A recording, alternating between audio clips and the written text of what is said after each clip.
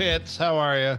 Hey, Brett. Good afternoon. How are you? It's one of those things like when you drove around your car in high school and you'd flip the volume off real quick to catch the people singing. I was trying to catch you singing, but I guess I didn't catch you. I didn't go to high school in 1970. We didn't do that, Brett. So Listen, you had tape decks and all that fun stuff. All right. How we feeling? we're We good. should be feeling good. Yeah. The spring market should have most of us feeling pretty doggone good. Yeah, I usually judge it based off the calls I get on weekends, and I was blowing up this weekend, so I think spring market is here. All right, good. Well, let's rock and roll. Let's jump into some of these numbers. And then we've got some cool conversations we'll get to. All right. So if I'm starting with Fulton County, right now there's 645 active, 140, it looks like, under contract, 344 pending, 287. Now, the question is, what's the perspective around it, right? So it's a little bit down from last week, but it's certainly up, or I don't know, it looks like we're trending up in active inventory, if not slightly up, maybe a little flat, which we expect that, right? Like the volume of buyers in the spring market should be eating up this inventory, yet it's staying pretty flat, which I think is a good sign on one hand, because there's still stuff to show. Versus I've shown them everything on the market and they don't like anything, or there's nothing to buy. So there should be stuff to buy, but it's not overly abundant inventory by any means. The bigger question is, if you kind of look at the blue line, which is the pending, it certainly looks like it's been on an upward trajectory. The brown line of closing certainly looks like it stayed on a slight upward trajectory.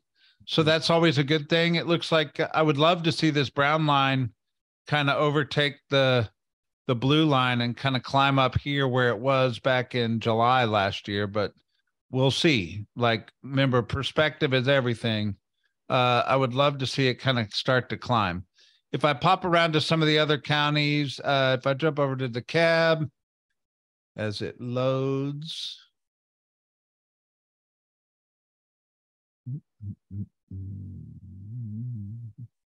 Yeah, and check some of these so we see it clear. All right.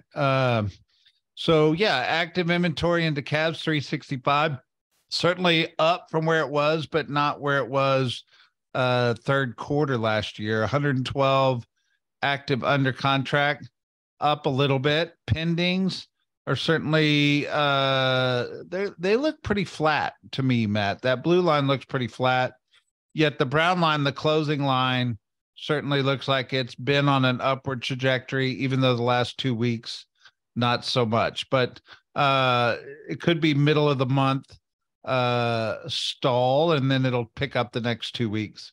Very interesting to just check out. If I jump over to Cobb County, here we go. So what do you see in Cobb County, Matt? That's your backyard. Yeah, it just looks like obviously, just like the other graphs, the actives and the pendings are hopefully moving a little bit closer together. Pending, I think we'll be able to tell a lot over the next spring market, like we talked about. Yet I guess if we're, Brett, if we're talking to a client and showing this data, what are two things you'd hit on? What would you share with them just off this chart? Yeah, I would show them that inventory is pretty consistent. So if I'm looking for property and I'm making a statement, hey, Matt, I think I'm going to wait a month to see what comes on the market. I would show them that their experience a month from now, if we're looking at trends, is going to have the same experience that they're having right now. Yeah. So I don't see that their experience is going to change much. I do think if you look at the relationship between the brown line and the pink line, it actually, in theory, could get worse, or a better word would be tighter from an experience standpoint around what's available versus what's selling. So outside of waiting until after the summer months, their experience isn't going to change much in the next 30, 60 days. So good. Yep. Perfect. Yep. All right. I want to start here for a minute. And if I go to the 10-year Treasury note, one of the important things about the 10-year Treasury note, and I repeat myself a lot around this, is it's the best correlation we have to understand what's going to happen to mortgage interest rates. So if you look here, Matt, we're down right at around 3.5%. And what I'm going to do, and you notice it's been kind of bouncing around a little bit. It was a little bit lower at the beginning of the month. We saw the interest rates be a little bit lower at the beginning of the month. They've come up just a little bit. But for the most part, 3.5 is a healthy number. And the way I'm going to show this to you is if I pull this chart out wider, you see all these lower points when the interest rates were really low. And then when you get to about March 22 is when they started to climb, but we didn't really feel it so much in the interest rates until right around here. And mid-June is when the interest rates, the Federal Reserve started cranking on the prime rate, trying to get inflation down. And you see the response to this go all the way up.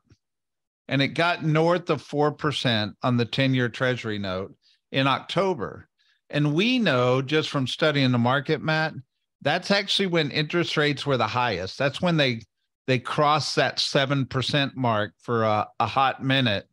And it really stalled the fourth quarter sales market out, right? Like, so when I say we're at 3.5, I mean, obviously, historically, that seems a lot higher than what it had been.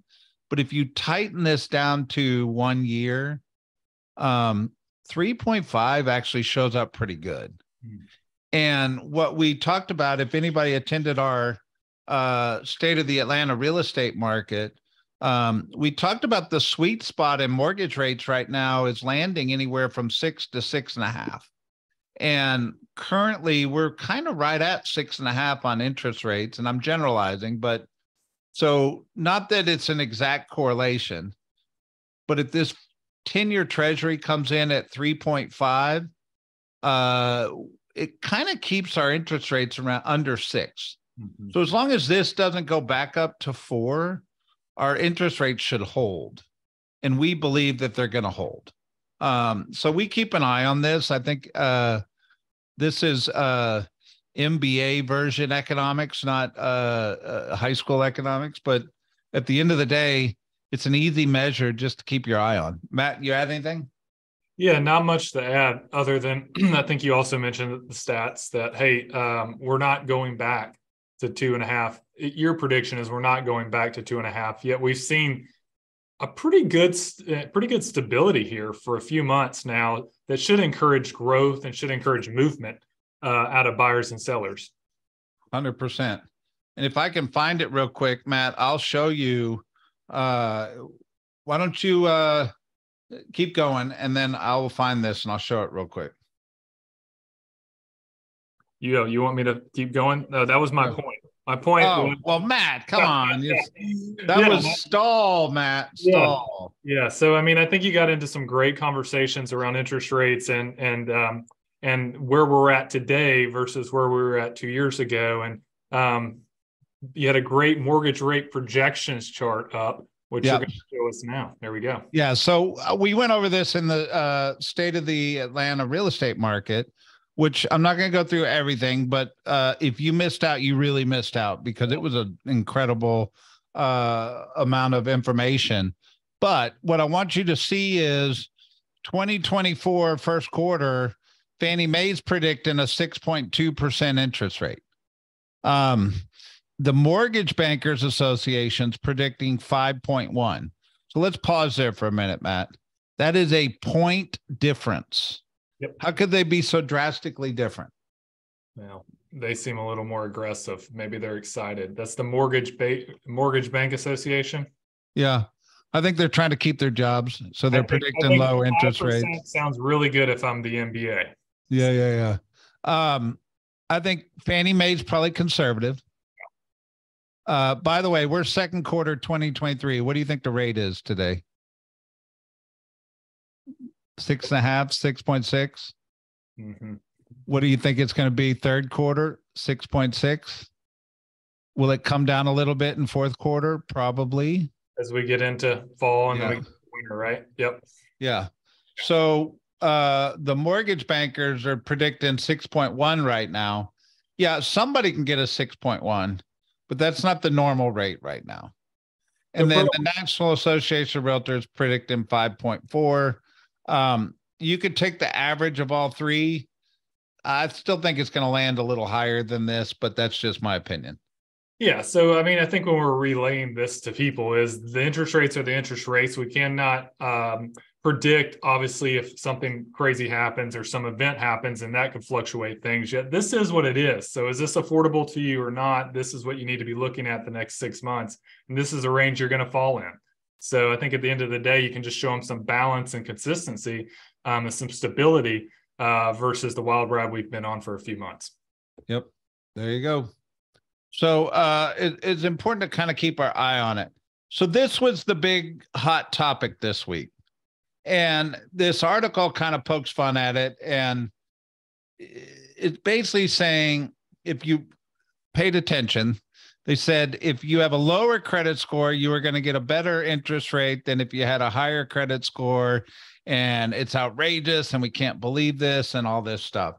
Well, the irony is, I think they even talk about it in here.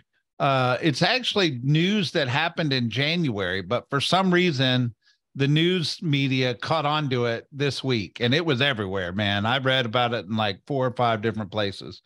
So I don't know that I would act like I'm an expert on this, and the reason being is it's confusing.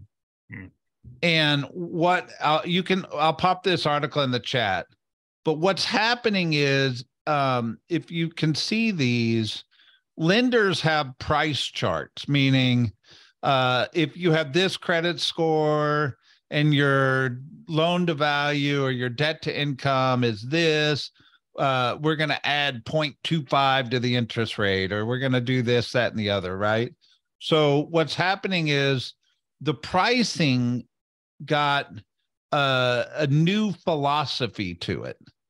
And there's probably some nuances in the philosophy that, yeah, probably gave a break to some lower margin credit scores and probably penalized some people on the higher end on the short run. Do I think that's normal? No. And I also think, just like you probably experience, you talk to 4 different lenders, you're going to get 4 different rates, right? So there's still a little bit of a negotiation, a little bit of a relationship with the lender. So it's not as cut and dry as I think the media wants to make this thing out to be. But nonetheless, do I think it's 100% true? I don't. I think there might be some nuances inside of this pricing that people have pulled out the little outlier scenarios and written an article about it. But you can see it here, Matt. It says, seemingly overnight, the internet, it was awash with news regarding a new unfair tax on mortgage borrowers with higher credit scores. But before you stop paying your bills in the hope of cashing in, separate the fact from fiction. Most importantly, you will absolutely not get a better deal on a mortgage rate if your credit score is lower. Even if your nephew just texted you a screenshot of a news headline saying, right? So it's being twisted and it went viral. The truth is, the way they price mortgages changed. And I'm just like anything. I think there's probably some nuance hidden inside of how all that works. Natalie's laughing at me. Do you think I'm crazy, Natalie, or you understand? I do understand. I think it's funny, but I believe it was Supreme told us about this like earlier this year. So yeah, they're just looking at the news. But it hit the news media this week. Like, it was everywhere. So it's just kind of funny how cycles happen. It's just like the 40-year FHA Yep. thing that is going around. TikTok spun it into something that it wasn't. Yeah. Find me somebody that closes on one. I'd love to interview him. All right, Matt. Yeah, I would just add on that last one. I mean, it's always an opportunity to show perspective. So if you can twist that to show perspective and be the person that people come to for actual advice, there's a couple of good examples right there. 40-year was 6, 9, 12, whatever months ago. And then this one was 6 months ago. If you can put that out on social media and to contact you for clarity, it's always an opportunity. And this happens all the time. Absolutely. So selling has shifted. That's such a buzzword. Yeah. Here are 9 questions clients will surely ask. Is it still a good time to sell? Matt Pitts. Why do you ask? Are you thinking of selling? What's your situation? Yeah. Right. Yeah. Yep. My easy answer to this is whenever there's low inventory, it favors sellers. So right now we have low inventory and it's absolutely a seller's favorable market. So until the inventory changes, it's going to favor you to sell your house, i.e. seller's market. And I think that's the easiest way to answer it. If you get into trying to explain yourself, you'll probably get tongue twister tied or worked into a back corner of this versus that.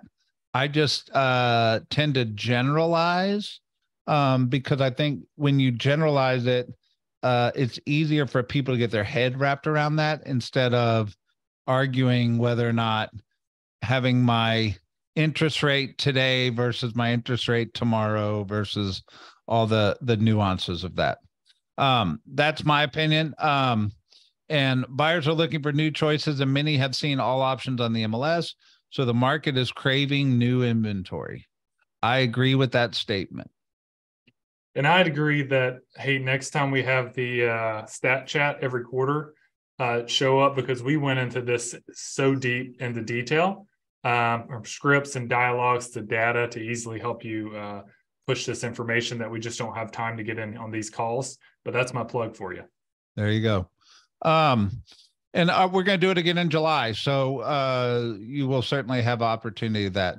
Number 2, how much could I get for my house? I think they're still trying to push prices. I think there's a short-term window that prices might get pushed here for about the next 2-3 months. And then I think prices are going to flatten out. Are you aware that pricing was only up 1% first quarter? Mm-hmm. So prices really aren't pushing right now. They're a little bit flat. I do think they're going to push second quarter, but they're not going through the roof. I have something to say about that, Brett, if that's or a question. Do you think part of it is because that it only went up 1% because there weren't as many offers versus now we're starting to see a lot more multiple offers, that percentage could change? Yeah, I do think it's going to push in second quarter, but there were multiple offers in the first quarter and we averaged out to be 1%. So I still think, remember, things are 30-day selling cycle. So contracts you wrote in March, which were technically first quarter, aren't going to close till April. So that most of that price appreciation push is going to show up second quarter. So that's what I'm saying. I do think prices are pushing in the next 2 to 3 months, but they weren't pushed in the first 3 months. Does that make sense? Yeah. All right. Number 3 is, what about preparation for sale? The 2 things a real estate professional can encourage and try to control is pricing and presentation. Presentation is a lot of things from curb appeal and staging and all that stuff. I wanted to bring this to the table real quick. If you jump on a Heart of Atlanta Group YouTube page, I posted this video, or Stephen posted this up like 6 days ago, and I haven't told anybody yet, but I'm telling you now, Revive Light is Keller Concierge. And this is, I probably should rename this Keller Concierge Atlanta. But Revive is actually a third-party company that handles all the Keller Concierge.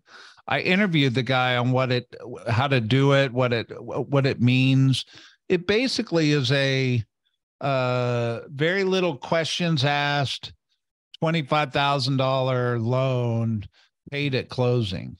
But some of the cool things about it are, if they list their house with a Keller Williams agent, they're qualified for this. But if for some reason they fire you as an agent, they're forced to pay it back immediately. Or if they take their house off the MLS, they're forced to pay it back immediately. Or if it sits on the market for 6 months and the seller's not motivated to move that property, that's a trigger that makes them pay it back. But at the end of the day, back to this conversation, most houses, with the exception of some big luxury, 25 grand does quite a bit to get a house ready for sale. It includes staging. Yeah. You can pay for staging in this. So go watch that video. I think it's only 13 minutes long, so it's a pretty good watch. But preparation for sale is a big deal. And if you have sellers saying they don't want to do anything, you're going to have some tough conversations right now, because I think that market, Matt, where sellers didn't have to do anything, that ship has sailed. Well, yeah, I mean, we're seeing a lot of it in the data too, right? 22%, 23%, 20% of homes not selling is a real number now. They've expired or been withdrawn. And that's just, as we know, same thing with that price appreciation. It's just the expectation, conversation, skill set conversation.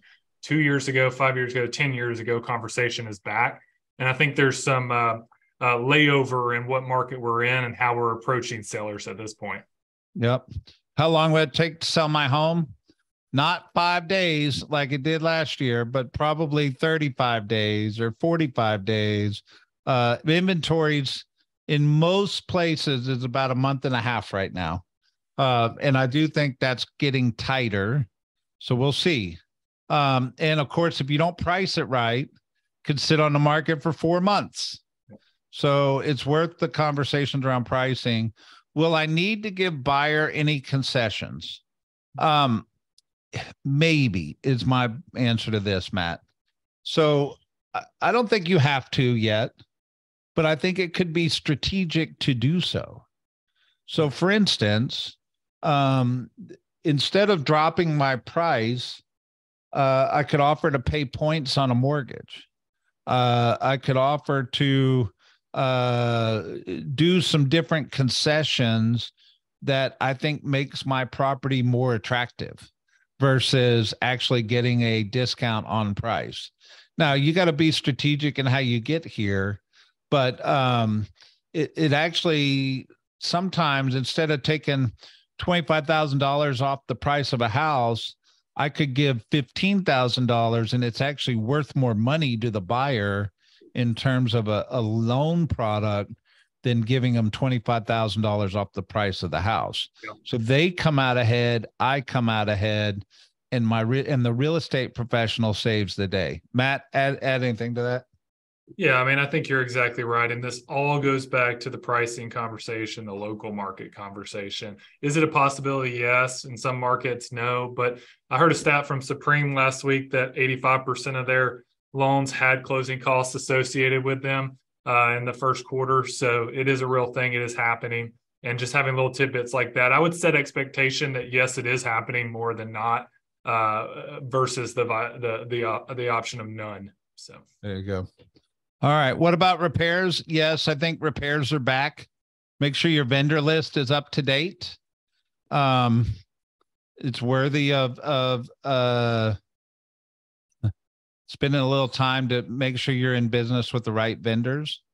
How long will it take to close? What about staying in my home post-closing? You know, all these questions, just be prepared to answer them. Matt, contingencies. Yeah. You know, I think most people, when they hear the word contingency, think sell my house before I buy the next one. But the real truth is Inspection is a contingency. Financing is a contingency. Appraisal is a contingency. Like, I think the short-term contingencies are back. Very few are getting waived right now. I'm not saying none are, but I'm saying very few are. Do I think sellers are willing to take contingencies on sell your house first before you buy mine? I think in some unique scenarios, probably. I don't think it's commonplace. Do you see it any different? I don't. And I think the reason we're having this conversation is you have to have these up front and educating your people, because they don't. We as real estate agents may think some of this is just common sense at this point, yet they haven't had that experience, nor have their neighbors in the last 2 years. So that's why we're getting in front of any contingency, because they may just not understand until it's too late. There you go. All right. And the last ones is our appraisals, our properties coming in at appraisal. I haven't heard much about properties not meeting appraisals right now. But then again, we haven't got into the wild west of $50,000 over ask price. And I'm guessing on those deals, the appraisals being waived. So I will tell you, Brett, over the weekend, and we're doing contract training again over it today and all week, is and probably some people on the call are experiencing it, but we're seeing appraisal gap waivers again. We're seeing waiving of contingencies again. We're seeing escalation clauses again all weekend. So, it's a mix. I guess it depends on where you're at. And again, the Wild West is kind of here as well. So Mika, same thing. Yes, we're experiencing that like we did 6, 9, 12 months ago again in the spring market. There you go. Zillow on the Business Chronicle has released the neighborhoods that are the hottest, i.e. the ones they have the most searches on. So these are their the most interest neighborhoods that are picking up the most searches right now on Zillow. What would I do with this information? I think one, it's important to know. Two, I think if I was doing some Facebook targeting, I might target some of these areas knowing that I might get a better return because more people are wanting to look at property there. I don't know. I think it's important as a real estate professional to pay attention. And this is good intel. I know there's a way to translate this to marketing and not just knowledge. So pay attention. Yeah. And then the last thing, Matt, we got 1 minute. How's the spring housing market shaping up? Give me your take. Yeah, I think we're heating up, and I just say everyone is kind of starting to feel that. And what I would say around that is be careful with your expense management going into winter. That being said, I think spring market's going to be hot. I saw escalation clauses left and right this week, and I think our agents have really put the pedal to the metal the last 6-9 months of lead gen and lead follow-up. And I know you're going to see the ramifications if you did those things during tougher times now. So get ready for the ride if it was my guess, Brett. There you go. I agree. Any last minute thoughts, questions, comments? We start on time and end on time. Happy Monday. Can we just get the link for those articles? I know you shared some, but I would like to look at all of them, please. Which article did you not get? The last one. Yellow top 10. Yeah. The last two. Spring market. There's that one. And here's this one.